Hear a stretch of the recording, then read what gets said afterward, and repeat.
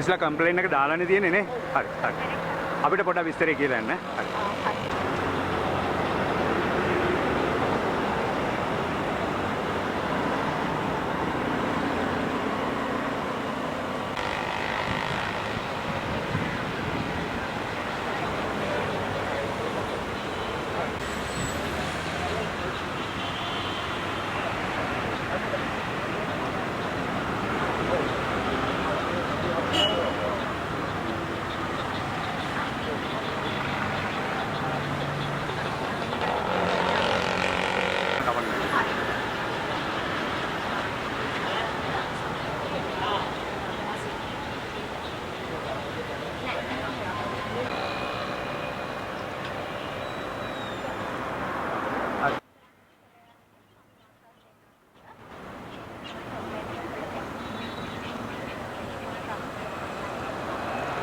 වශයෙන්ම අද දවසේ මාගේ සේවාදායිකාව දක්ෂිකා තිස්රංගනී පෙරේරා නීතිඥතුමිය විසින් පිළියන්දල පොලිස් ස්ථානයට කරන ලද පැමිණිල්ලක් සම්බන්ධයෙන් සාධාරණ විමර්ශනයක් සිදු නොවීම ගැන අපි පොලිස්පතිවරයාට ඍජුව පැමිණිල්ලක් කරනු ලැබුවා.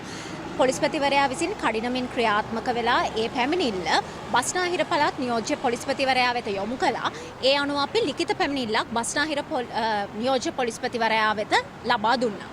දැන් මේ පැමිණිල්ල ගැන පොඩ්ඩක් අපිට පැහැදිලි කරන්න පුළුවන්ද මොකක් සම්බන්ධද කියන එක? මගේ සේවාදායිකාවගේ ස්වාමි පුරුෂයා පාර්ලිමේන්තු මන්ත්‍රී සුසන්ත දොඩාවත්ත මහතා විසින් මගේ සේවාදායිකාවට අයිති ප්‍රාඩෝ වර්ගයේ ජීප් රථයක් බලෙන් අනවසරයෙන් තබාගෙන සාවද්‍ය පරිහරණය කිරීම සම්බන්ධයෙන් තමයි අපි විසින් මේ පැමිණිල්ල කරනු ලැබුවේ.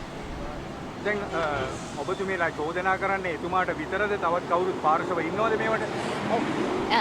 ඒ මහත්මයා විසින් මේ වෙන විටත් මගේ සේවාදායිකාව ඔහුට විරුද්ධව දික්කසාද නඩුවක් ගොනු කරලා තියෙනවා හෝමාගම දිසා අධිකරණයේ කාන්තා අයිතිවාසිකම් සම්බන්ධයෙන් බොහෝ හඬක් නගන පාර්ලිමේන්තු මන්ත්‍රීවරියක් ද සමවිත්තිකාරිය විදිහට නම් කරමින් නමුත් මේ අවස්ථාව වන විට මේ ජීප් රථය මේ පුද්ගලයා මේ පාර්ලිමේන්තු මන්ත්‍රීවරයා විසින් තමන් සන්තකය තබාගෙන සාපරාධී සාවද්‍ය පරිහරණය කිරීම ගැන තමයි අද දවසේ පැමිණිල්ල යොමු කරනු ලැබුවේ. දැන් ඒ පාර්ලිමේන්තු මන්ත්‍රීවරයාක් ඔබතුමන්ලා චෝදනාවට ලක් කරලා තිබේ මේ වාහනේ සම්බන්ධයෙන් නෙමෙයිද? නැහැ වාහනේ සම්බන්ධයෙන් නෙමෙයි. වාහනේ සම්බන්ධයෙන් ඒ පාර්ලිමේන්තු මන්ත්‍රීවරියට චෝදනා ගන්න තරම් තොරතුරු අපිට ලැබිලා නැහැ. නමුත් ඇය දික්කසාද නඩුවේ සමවිත්තිකාරියක් විදිහට අපි නම් කරලා තියෙනවා. මේ අවස්ථාව වන විට මගේ සේවාදායිකාව 2024 දෙසැම්බර් මාසේ 23 වෙනිදා තමන්ගේ ස්වාමිපුරුෂයා දැනට දික්කසාද නඩුවක් ගොනු කරලා තියෙන එහි විත්තිකරු විදිහට ඉන්න තමන්ගේ ස්වාමිපුරුෂයා විසින් තමන්ට අයිති ප්‍රාඩෝ වර්ගයේ ජීප් රථයක් බලෙන් රඳවාගෙන තබාගෙන සාවද්‍ය පරිහරණය කිරීම සම්බන්ධයෙන් පිළියන්දල පොලිස් ස්ථානයට පැමිණිල්ලක් ගොනු කරා. ඉන් අනතුරුව මේ 2025 මාර්තු මාස 17 වෙනි දින නැවත දෙවැනි වතාවට අපි විසින් පැමිණිල්ලක් ගොනු කරනා මන්දයත් මේ මන්ත්‍රීවරයා විසින් තමන්ගේ මන්ත්‍රී වරප්‍රසාද යටතේ ලැබෙන ඩිප්ලොමැටික් පාස්පෝර්ට් එක සහ ඒ වගේම මගේ සේවාදායිකාව නීතිඥවරියක් ඇගේ සේවාදායිකාවක්ව සිටි සැනැත්තියක් විසින් ඔහුට ලබා දෙන ලද ස්පොන්සර්ෂිප් ලෙටර් එක ඇය අනුග්‍රහය දක්වන බවට ලබා දුන්න ස්පොන්සර්ෂිප් ලෙටර් එකක් පාවිච්චි කරමින් වීසා ලබාගෙන එක්සත් රාජධානියට විදේශගත වෙන්න සූදානමක් පවතින බවට අපිට දැනගන්න ලැබුණා.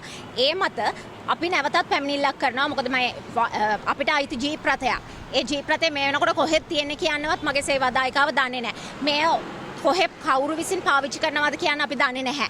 තුන්වන පාර්ශවයකට යම් අවස්ථාවකදී ලබා දුන්නා තියෙන බවටත් අපිට දැනගන්න ලැබුණා. යම් නීති විරෝධී කටයුත්තකට උනත් මේ වාහනේ පාවිච්චි වෙන්න පුළුවන්. ඒ සම්බන්ධයෙන් අපිට දැනුමක් නැහැ. ඒ නිසා මේ පුද්ගලයා විදේශගත වීමට පෙර මේ ජීප් රථය අපි භාරයට ලබා ගැනීමේ අවශ්‍යතාවය මත තමයි නැවත වතාවට දෙවෙනි වතාවටත් පැමිණිල්ලක් කරන්නේ. ඒ දෙවෙනි වතාවට කරන පැමිණිල්ලටවත් සාධාරණ විමර්ශනයක් කිරීමට පිළියන්දල පොලිස් ස්ථානයේ ස්ථානාධිපතිවරයා සමත් වෙන්නේ නැහැ. නැත්තම් හිතාමතාම ඔහු එහ පැහැර හැර තිබෙනවා. ඒ මත අපි අද දිනේ පොලිස් මූලස්ථානයට පැමිණලා පොලිස්පතිතුමාට ඍජුව පැමිණිල්ලක් කළා. දැන් පිළියන්දල පොලිසියට පැමිණිල්ලක් කරනවා. නමුත් ඒක හරියන්නේ නැහැ කියලා ඔබතුමියලා මෙතනට එන්නේ පොලිස් මූලස්ථානයට. නමුත් දැන් මේ කාලේ මැතිවරණයක් ප්‍රකාශයට පත් කරලා තියෙනවා. මැතිවරණයක් තියෙනවා. මේක මඩ ගහන්න ගත්තයි කියලා චෝදනා කරොත් එහෙම කිසිසේත්ම නෑ. අපිට කාටවත් මඩ ගැහිීමේ අවශ්‍යතාවයක් නෑ. නමුත් මේ ඇත්තටම අපි සාධාරණ සමාජයක් තමයි මේ බලපෙරළියකින් බලාපොරොත්තු වෙන්නේ. ඒ වගේම තමයි මේ රජය විසින් පැහැදිලිවම සඳහන් කරලා තියෙනවා තරා තිරම නොබලා නීතිය ක්‍රියාත්මක කරන ලෙස. ඒ අනුව අපිට පැහැදිලි නෑ මේ පොලිස් ස්ථානයේ පිළියන්දල පොලිස් ස්ථානයේ පොලිස් ස්ථානාධිපතිවරයා කාගේ බලපෑමක් මතද නැත්නම් කුමන අවශ්‍යතාවයක් මතද මේ ආකාරයට මේ පැමිණිල්ලට සාධාරණයක් කිරීම පැහැර හරින්නේ කියලා.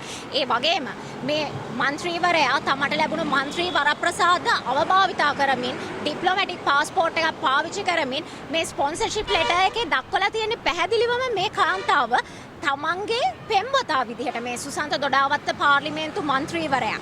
ඒ අනුව මගේ සේවාදායකවත්ත සමග පවතින වළංගු විවාහය සම්බන්ධයෙන් කරුණු වසන් කරමින් තවත් තැනැත්තියකගේ තවත් විවාහක තැනැත්තියකගේ පෙම්වතෙක් ලෙස පෙනී සිටිමින් එක්සත් රාජධානියට විදේශගත වෙන්න මේ තැනැත්තා වීසා ලබාගෙන තියෙනවා. ඒ වගේම අපිට දැනගන්න තියෙන තොරතුරු මත මේ සතියන්තයේදී ඔහු විදේශගත වෙනවා. ඒ ආකාරයට කටයුතු කළොත් අපිට මේ ජීප් රථය නැවත මගේ සේවාදායකාව බාරයට ගැනීමට ගැටලුවක් මතුවෙන නිසා තමයි අපි මේ පැමිණිල්ල කරන්නේ. නැතුව අපිට කිසිම කෙනෙකුට මඩ ගැසීමේ අවශ්‍යතාවයක් නැහැ. දැන් එතුමියගේ නීත්‍යානුකූල ස්වාමි පුරුෂයානේ තාම දික්කසාද වෙලා. එතුමා හිතාගෙන ඉන්නවද දන්නේ නැහැ එතුමාට මේකේ අයිතියක් තියෙනවා කියලා වහන්නේ. කිසිසේත්ම නැහැ. මොකද අපි දෙසැම්බර් මාසේ මගේ සේවාදායකාව නිවසෙන් පළවා හරින්න ඉතාම නිර්ලජ්ජී විදිහට මේ පාර්ලිමේන්තුව මන්ත්‍රීවරයා කටයුතු කිරීමෙන් අනතුරුව ඉඳන්ම අපි දිගින් දිගටම මේ සම්බන්ධයෙන් පොලිසියට පැමිණිලි කරලා තියෙනවා. පොලිසියෙන් විමසීම් කරලා තියෙනවා. ඔහුට දැනුම් දීලා තියෙනවා මේ ජීප් රථය අපිට ලබා දෙන්න කියලා. නමුත් ඒ කිසිම දෙයකට ඔහු ක්‍රියාත්මක වුණේ නැහැ. ඔහු ඔහුගේ බලපුලුවන්කාරකම මුළු රටටම සමාජයටම පෙන්වමින් සිටිනවා. දැනට මේ වාහනේ කොහෙ තියෙනවයි කියලාද හිතාගෙන ඉන්නේ? අපි බලාපොරොත්තු වෙනවා කිසිදු අනීතික කටයුත්තකට භාවිතා නොකර මේ පාර්ලිමේන්තු මන්ත්‍රීවරයා සතුව මේ වාහනය දැනටත් තියෙනවා ඇති කියලා. ඒ වගේම සාධාරණ සමාජයක් පිහිටවන්න ආපු රජයක සමාජිකයෙක් විදිහට ඒ රජයේ ප්‍රතිපත්ති වලට හානි නොකර තමන්ගේ හිටපු බිරිඳට මේ ජීප් රථය නැවත බාර දෙන්න ඔහු කටයුතු කරයි කියලාත් අපි බලාපොරොත්තු වෙනවා. දැන් මෙතෙක් එතුමා ඉදිරිපත් වෙලා නැද්ද කොහෙවත් මේකට සාධාරණයක්? කිසිම අවස්ථාවකදී නෑ. ඔහු දිගින් දිගටම නීතිය පැහැර මග හරිමින් ඉන්නවා. ඔහුගේ යුතුයකම් පැහැර හරිමින් ඉන්නවා. දැන් මේකත් හරි ගියේ නැත්නම් මේ පැමිණිල්ලක් හරි ගියේ නැත්නම් ඊට පස්සේ කොහෙටද යන්න බලාගෙන ඉන්නේ? නෑ අපි බලාපොරොත්තු වෙනවා පොලිස්පතිතුමා සහ බස්නාහිර පළාත් නියෝජ්‍ය පොලිස්පතිවරයා විසින් සාධාරණයක් අපිට ඉෂ්ට කරයි කියලා. රජය විසින් පැහැදිලිවම කියලා තියෙනවා නීතිය ක්‍රියාත්මක කරන්න කියලා. ඉතින් මේ රජය විසින් ලබා දීලා තියෙන අනුග්‍රහයත් එක්ක නිසි පරිදි නීතිය ක්‍රියාත්මක වෙයි කියලා අපි බලාපොරොත්තු වෙනවා. මට ඔබතුමියගේ නම සහ එතුමියගේ මම නීතිඥ ඉමාෂා සේනාධීර දක්ෂිකා තිසරංගනී පෙරේරා නීතිඥවරියන් වෙනුවෙන් පෙනී සිටිනවා.